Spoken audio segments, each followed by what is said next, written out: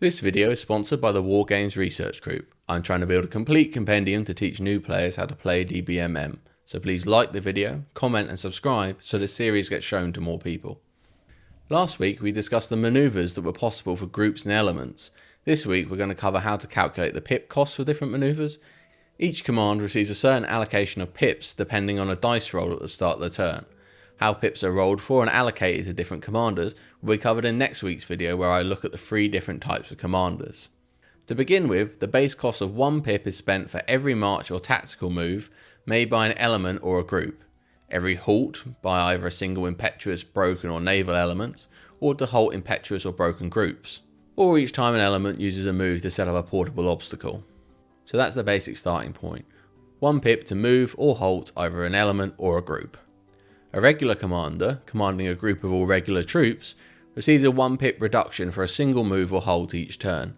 A non-inert commander-in-chief also similarly receives a 1 pip reduction for a single move or halt, regardless of whether it's commanding regular or irregular troops, and is a regular or irregular commander itself. This is all as long as they halt or move as part of that group. This is effectively a free pip that you get, often called a general's move. So we have a cost of a single pip for each basic move or halt of troops, and then there are additional costs added to manoeuvre depending on the circumstances. These are all available on page 27 of the rulebook if you want to follow along, but there are 5 categories of additional pip costs, so let's go through them one by one. The first type of additional cost is command difficulties. No matter how many of these are true, you always add 1 extra pip to the cost. Firstly, command difficulties can occur when a general is in front or close combat with an enemy. Secondly, if your general is more than 800 paces away from most troops, or 2,000 paces away from a light horse, naval units, or the army's baggage. Thirdly, if your general is unable to see the unit only due to visibility restrictions from the time of day or weather. Fourth, if you're trying to move a disheartened command, unless all the front edge units will end up further away from all known enemies, i.e. it's more difficult to move a disheartened command towards the enemy. And finally, if the general's element is lost, not on the battlefield or unreliable, then there's also a +1 pip cost. Note that being not on the battlefield includes when a command enters from a flank march, so their first move onto the board will always include at least an additional +1. These are all fairly intuitive. Command is difficult if the units being commanded are obscured in some way, if the commander is in combat, not present or eliminated, or if the commander has become disheartened by the battle and you're trying to get them to engage in further fighting. The second type of additional cost only occurs if you use the ability regular commanders have to exchange their pip dice allocation without using a brilliant general's brilliant stroke. More on those next week. You receive a +1 for all command movements for the next turn.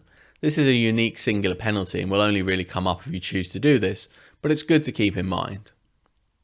The third type of additional cost is for unresponsive or mixed troop types that don't manoeuvre well together or alone, or for troops that have moved too many times in a single turn. For this, you add +1 for each of the following, not just if any of them are true. If a unit has already made 2 off-road moves as irregular troops or 3 as regular troops, then add a +1 cost to any future movements that group tries to make. If a single element is, or the group contains any expendables, ordinary or inferior hordes, or train elements except fast train, add a +1. If a group includes any mounted elements except for elephants or the general's element, and any unmounted foot except for those foot that can provide rear supports to the mounted troops, then you add a +1. If it's part of the army baggage command and isn't all marching in a single column, you add +1. And finally, if a march move will end in contact with a known enemy, you add +1. This means certain types of forces can be difficult to manoeuvre, particularly mixed mounted and foot troops. On top of this, expendables as well as certain types of horde and train can make a group more unwieldy. You also get an additional penalty to irregular troops after their second move or regular troops after their third move. This makes regular forces able to cover larger areas of ground with less pips, especially if they also receive the bonus movement from having a regular commander. The fourth type of additional pip cost is difficult evolutions. These are particularly difficult manoeuvres for any group to do. In these cases, add 1 pip for any number of the following things that are true. 1. If a group other than a single column tries to wheel. 2. If a group turns 180 degrees, or even a single element of expendables, war wagons or ships turns 180 degrees. 3. For mounted elements to embark on naval vessels, or for train elements to embark or disembark. And finally, the one that comes up most regularly, if neither of the group's final front corners moves the maximum distance. This is except in a few limited circumstances. Firstly, if the short move ends with any sort of contact with a friendly unit not already in edge contact with it, i.e. lining up with a friendly unit. Secondly, if you end in front contact with the enemy, i.e. entering combat. Thirdly, if the front edge or front corner of the elements reach the edge of a rough, difficult or impassable going. Fourthly, if it turns 180 degrees. And fifth, if it expands or turns from column into line. So these are the manoeuvres that will always cost at least 2 for groups, most importantly wheeling and turning 180 degrees. The other important takeaway is that moving less than your maximum move distance also costs an extra pip, unless you're doing some obvious sort of thing that shouldn't be penalised, like contacting the enemy, lining up with your friendly troops, stopping on the edge of a bad going terrain piece, or if you're already doing a specific manoeuvre that would alter how a unit moves, namely shifting from column into line or turning around. The final additional movement cost is irregular clumsiness. Irregular troops are less well drilled, so they pay an additional +1 pip for trying to do any sort of complicated manoeuvre. All irregular troops are clumsy, except for the generals, ordinary cavalry in good going, and light troops in good and rough going. If a clumsy troop moves in any way other than straight ahead, unless it's moving along a road, river, or the edge of a terrain feature, or following another unit behind it in a column, or if it's moving the minimum to line up in close combat or a threat zone, then it incurs the +1 penalty. Irregular clumsiness always only adds +1 pip, regardless of how many of these are true. If even a single element of clumsy irregular troops tries to perform any of the difficult evolutions discussed previously, then that's an additional +1. That includes single element movements where neither of the corners move their full move distance. Finally, a +1 cost is occurred to try and halt clumsy irregular units to prevent them from spontaneously advancing or routing, unless beyond the river or uphill of the nearest known enemy, or if it's entirely foot in rough and difficult going. That means that most core irregular troops cannot do much more than advance straight forwards at maximum speed without incurring a significant penalty. The final point of halting is also hugely important, because it means it will always cost at least 2 pips to halt impetuous, irregular, clumsy troops in most cases. In particular, irregular knights or big groups of warbands suffer from this.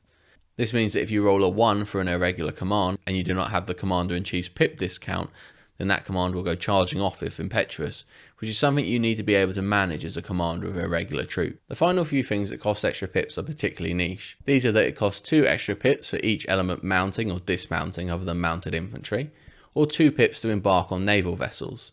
It also costs 2 pips to activate a feigned flight, a stratagem your army can choose to select, and it costs 3 pips for a Commander-in-Chief to activate a disloyal ally or to change the pip allocation of regular commands unless they're a brilliant commander using their brilliant stroke.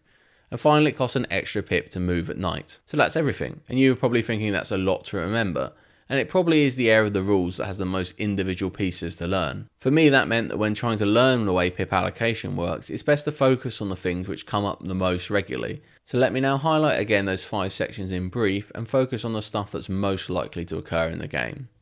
Firstly, we can put aside the order change confusion penalty for exchanging pip dice.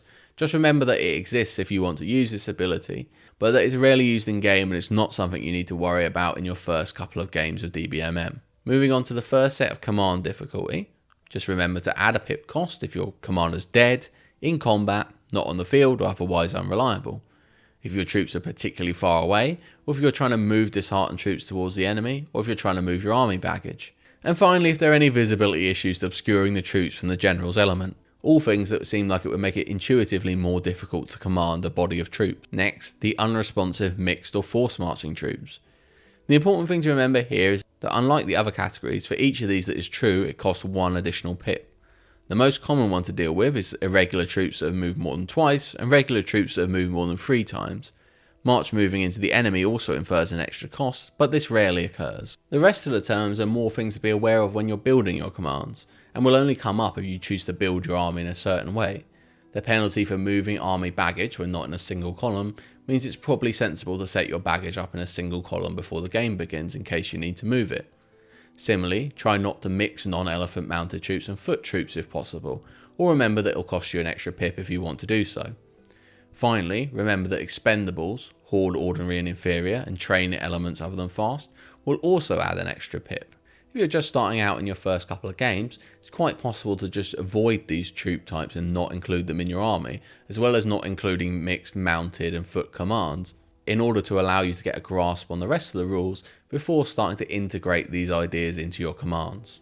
Next, difficult evolutions. It always costs an extra point to wheel, turn 180 degrees, or move less than a unit's maximum move distance. There are only a few cases where you're allowed to move less than your maximum move distance. That's lining up with your friends, contacting the enemy, contacting a terrain edge, expanding or turning into line, or turning 180 degrees. There are also some additional factors for embarking or disembarking for certain units, but again you only need to use these if you're using naval elements, and it's possible to avoid these in your first couple of games. Finally, irregular clumsiness. It's important to make note of this if you have any clumsy troops. If you try to halt them, have them do anything but move straight forwards except in very limited circumstances, or try to perform one of the earlier difficult evolutions, it also costs an extra pip. Again, this is often why I advocate that new players start with a regular army, because this is another one of these factors that you then don't need to take account of. And that's it. That's everything you need to remember when calculating the movement cost of a unit.